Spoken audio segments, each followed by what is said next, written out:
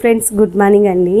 ఒక్కోసారి ఇలా అవుతూ ఉంటుంది కదా, కొత్త సైకిల్ కొనుక్కోగానే మనకి నెల లోపలనే సైకిల్ పంచర్ అయిపోయింది అనుకోండి, అప్పుడు మనసు ఏంటి బాధగా అనిపిస్తుంది కదా. ఏంటి మొన్ననే కదా కొనుక్కున్నాం సైకిల్, కొనుక్కొని కూడా ఎన్ని రోజులు కాలేదు, అప్పుడే సైకిల్ పంచర్ అయింది కదా అనిపిస్తుంది కదా.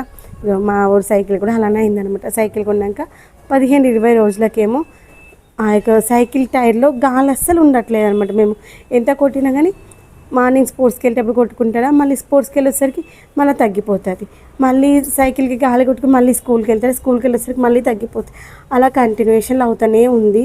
అలా అనేసి ఏం చేసామంటే 2-3 సార్లు ట్రై చేసాము. తర్వాత తీరా చూస్తే ఏమైంది, లాస్ట్ టైంకి ఇంకా పొద్దున్న స్కూల్కి వెళ్ళేటప్పుడు గాలి కొట్టుకుని పోయారు, వచ్చేటప్పటికి అసలు దాంట్లో లేనే లేదనమాట. అలా అనేసి అయితే సైకిల్ షాప్కి తీసుకెళ్ళాం నేను అఖిల్. అతనికి చెప్పామన్నమాట, సైకిల్ పంచర్ అయింది, చెక్ చేయండి భయ్య అంటే. అతను మొత్తం దానికి ట్యూబ్కి గాలి కొట్టేసి చెక్ చేశాడు. ఎక్కడ కూడా దాంట్లో హోల్ పడింది లేదనమాట. తీరా చూస్తే అర్థమైందంటే సైకిల్ టైర్ పంచర్ కాలేదు, ఆ యొక్క గాలి కొట్టేటువంటి ట్యూబ్ ఉంటుంది కదా, పైప్ ముందరకు వచ్చేటువంటి స్క్రూ లాంటిది, ఆ స్క్రూ అటువంటి లూజ్గా ఉందన్నమాట. అందుకోసమని మనం లోపల వేసినటువంటి గాలి బయటకు వస్తుందమ్మా, ఆ స్క్రూ లూజ్ అయిపోయింది అని చెప్పాడు.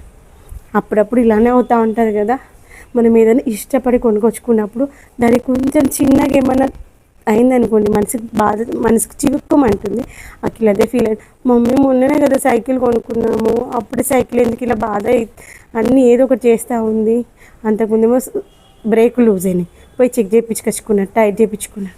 తర్వాత చూస్తే ఇలా టైర్ పంచర్ అయిపోయింది. అబ్బా మమ్మీ వేస్ట్ కొనుక్కున్నా మంచిగా లేదా ఏంటి, లేదు నాన్న చెక్ చేసుకుంటే తెలుస్తుందిలే, ఎందుకు ఫీల్ అవుతామన్నాము.